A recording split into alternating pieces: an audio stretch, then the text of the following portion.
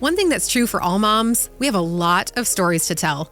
Some are silly, some are gross, some bring us to tears. With each story that's shared, another mom feels a little less alone. So join us as we laugh, learn, and grow together.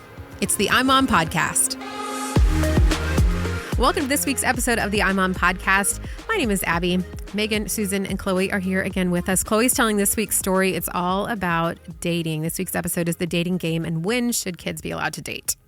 Okay, so I'm going to tell a little story that paints a picture of how I was as a child when it comes to the idea of boys and dating. So there is a home video of my brothers and I running around the living room being crazy. I have to be four years old in this video. And I run up to the camera and I say, I have 20 boyfriends.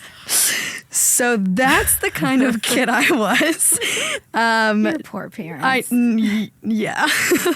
So I just, from a very young age, was very I don't want to use the word boy crazy, but definitely had a fascination with boys and dating and all that. So fortunately, my parents did notice that, and they took note of that. As I got older, I think the official rule was that I was allowed to have a boyfriend at 15, and I was allowed to go on actual dates at 16.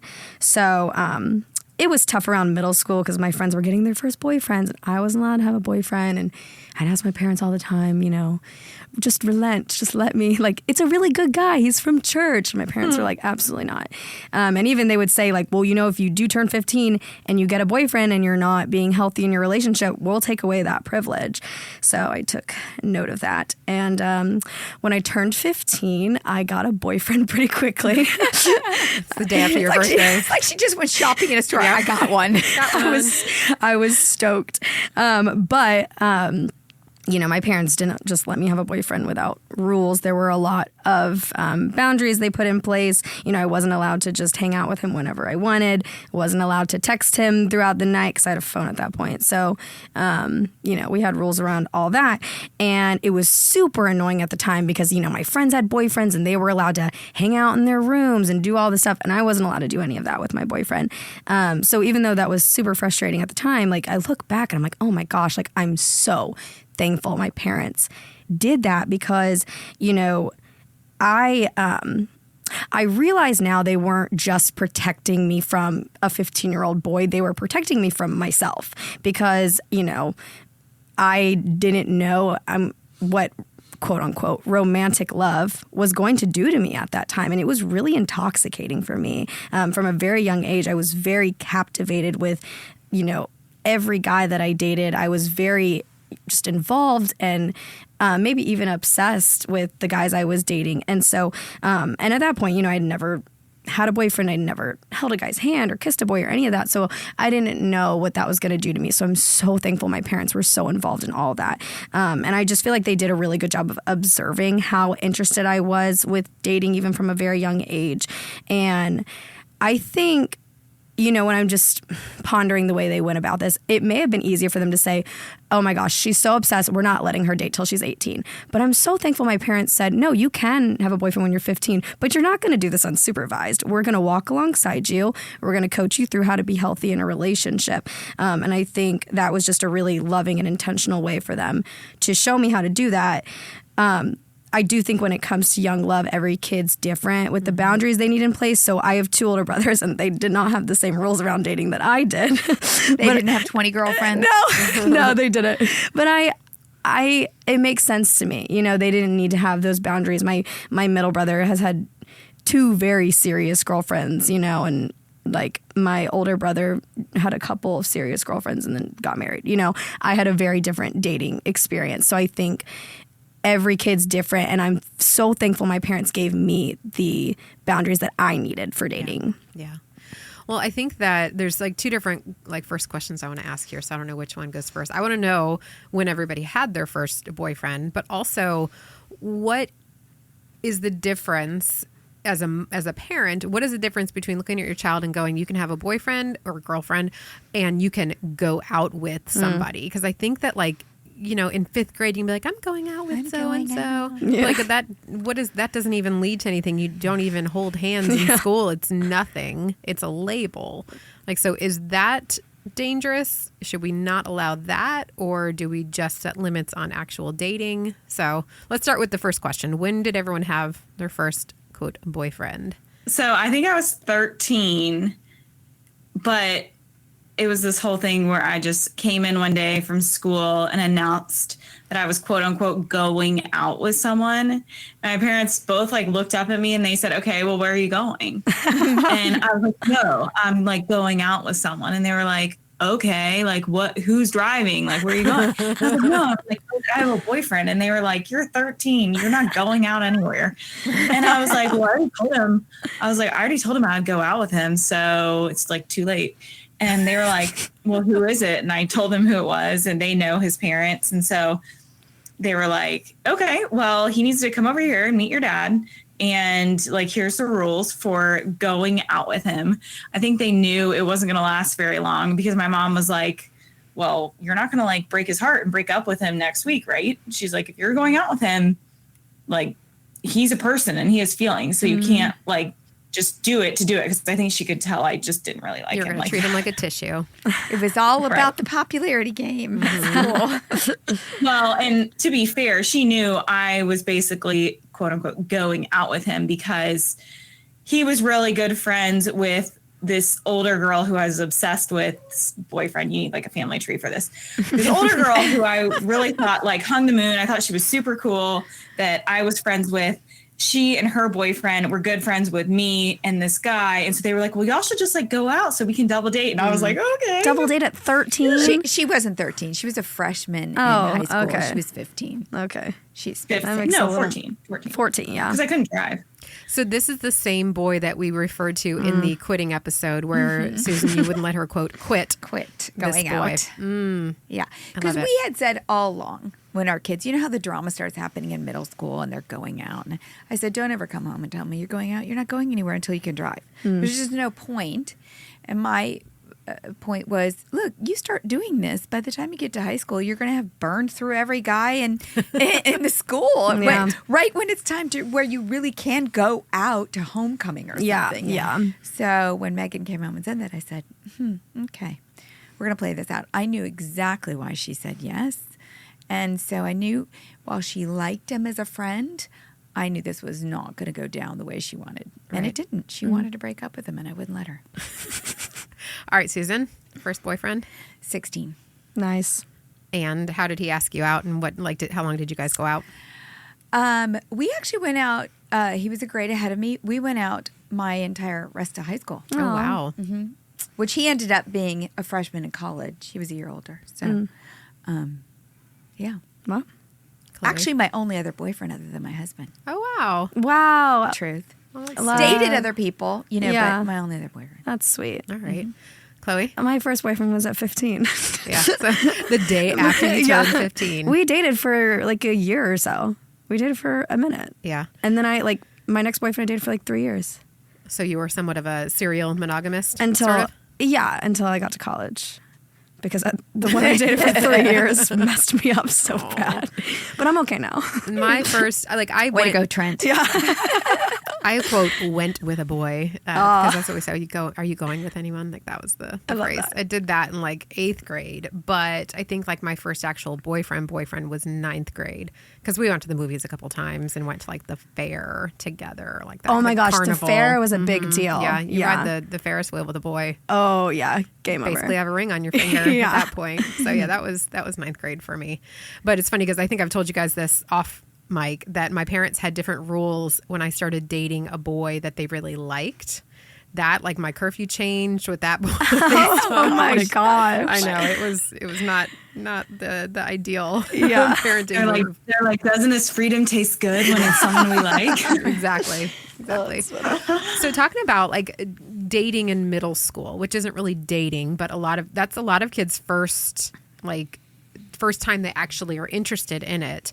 I think that, one of the issues with letting your kids date in middle school is that is the age where they're really starting to try to figure out what their identity is, you know? And so they're deciding that their identity is based on another person and their status with that other person. Totally. And I don't see boys getting as caught up in this as the girls did.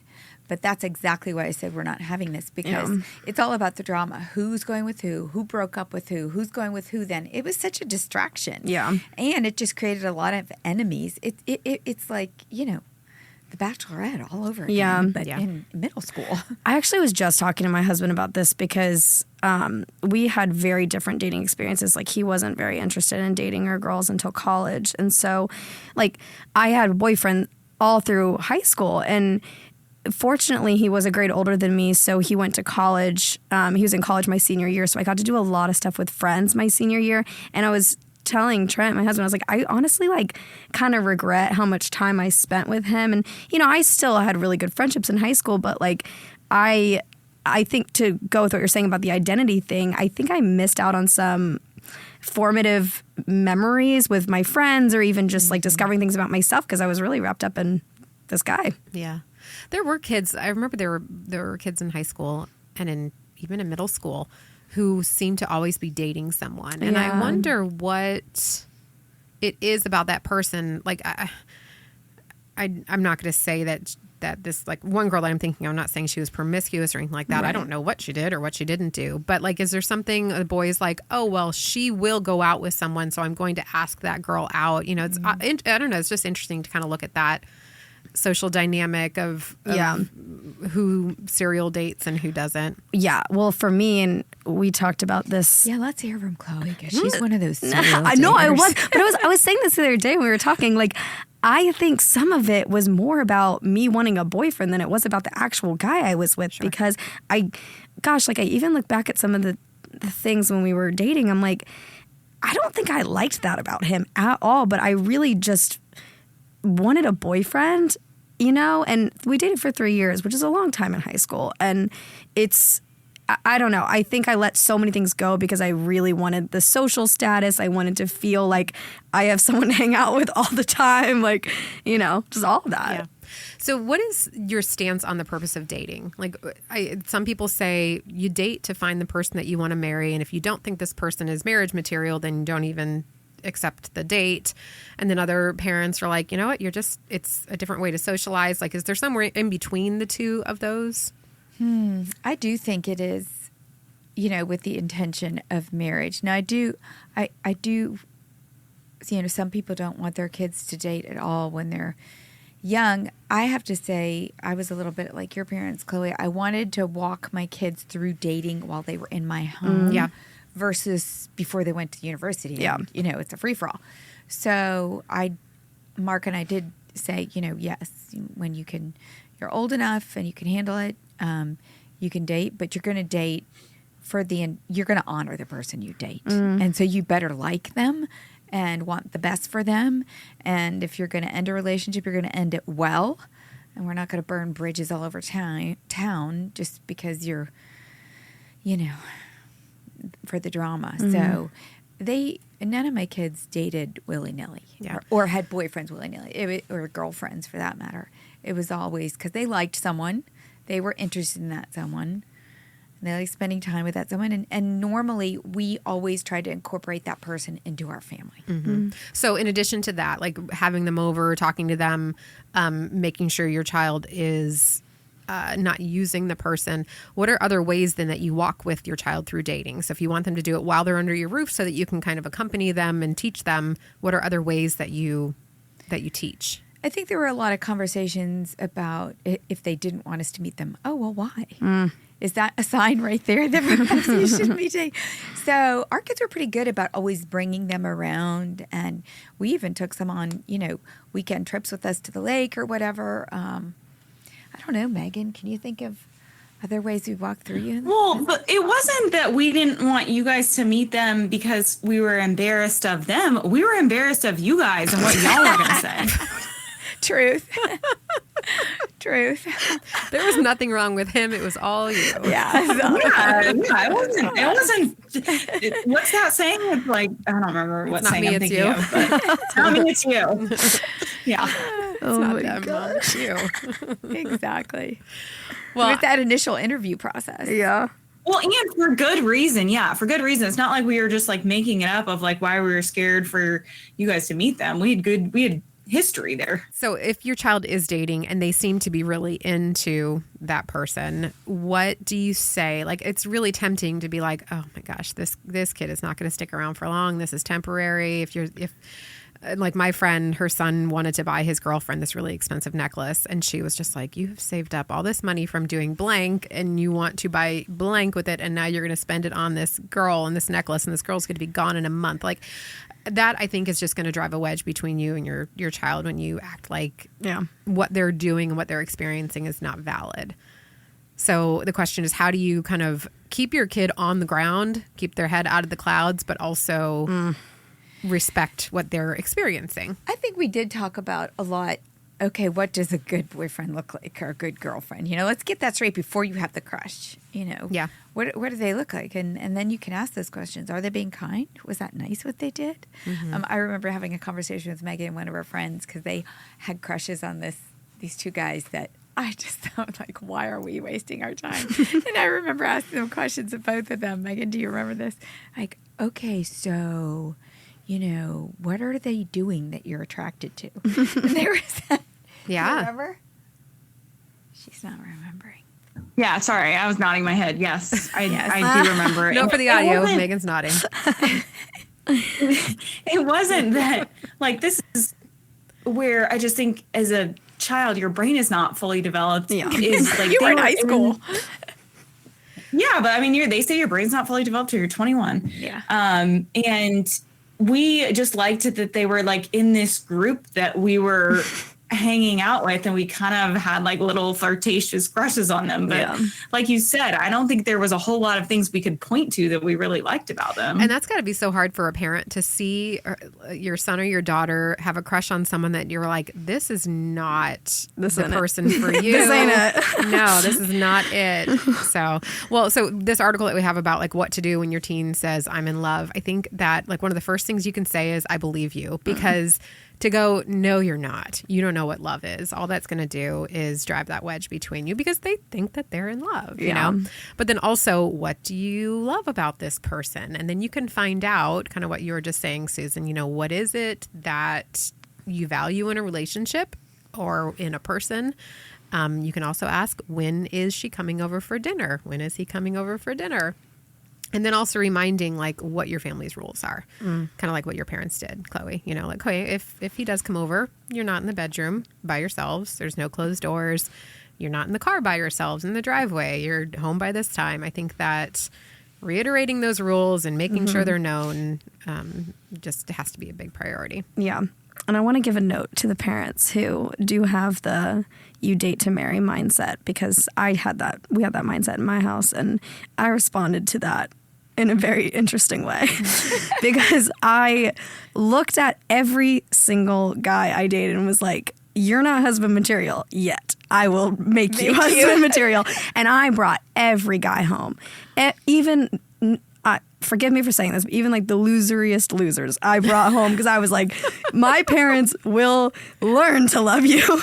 And y'all would not even, I have the funniest stories with my parents, with my brothers meeting these guys. Like it was ridiculous. You must have been a constant source of amusement to your family. At my rehearsal dinner, my dad just roasted me for all of these guys that I dated. Like I just was like, so like, I can make this into something good. Yeah. So I think having that constant conversation of like, it's okay to say no, this one's not it, and just let them be who they're going to be. They could be it for somebody else, not for you. Yeah.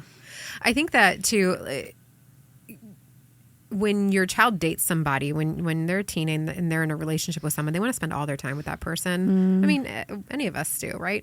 So to still make your relationship with them a priority and carve out time to spend together, I think that gives them a bit of a break from that world of love and hormones and all that. And you're back with mom or dad having those conversations and building that relationship that they've had their whole life. I just think that's so important, to be that little bit of disconnect from that's good. That crazy relationship. Even if it's a good relationship, they need to step away from it now and then. I almost had the opposite experience you did with my first boyfriend's parents, they were so into the marriage thing that even from, high school days, they were saying, well, when y'all get married. Oh, wow. And the more they said that, the more I would think, oh, I don't know. Yeah. If I see, and so it really made me, really think hard about it all the time because I felt like I was being almost pulled in too much. Yeah, like your life was already being decided for you. mapped out. Yeah, wow. Yeah. Well, and then if they're saying, oh, well, when you get married and you go,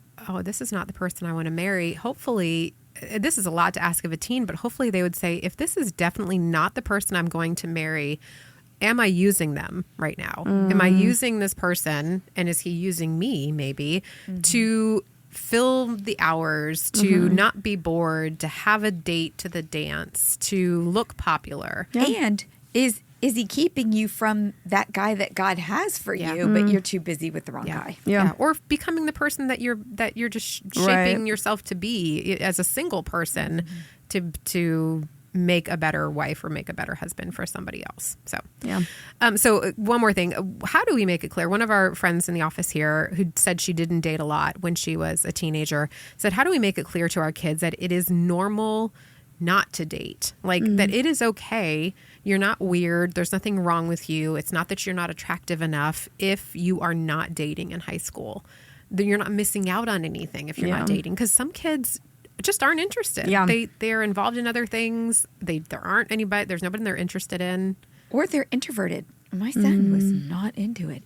He had one girlfriend in high school. It was so high maintenance for him. He was one and done. He did not have another girlfriend till when, Megan? I don't know. Now. So I do think you have to, pay more attention and give more accolades to your kids' interests instead of like, well, who are you taking to homecoming?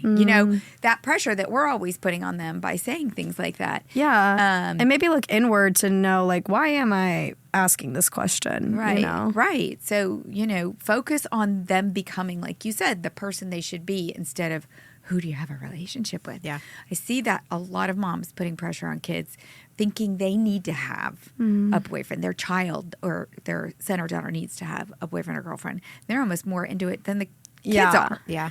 Or like the parents who the kids are young, like 11, 12, 13, and they're like, oh, so-and-so had their first kiss. And I'm like, if they're kissing at 11, then what are they doing at 15? Yeah. It's just like you walk through a door that you can't really... Right. You can't walk back through. It is our tendency to push it. We think it's so cute. Like I just look at, Megan's son, James, is only 3. And the preschool people think it's so cute if he holds a girl's hand, that they take a picture.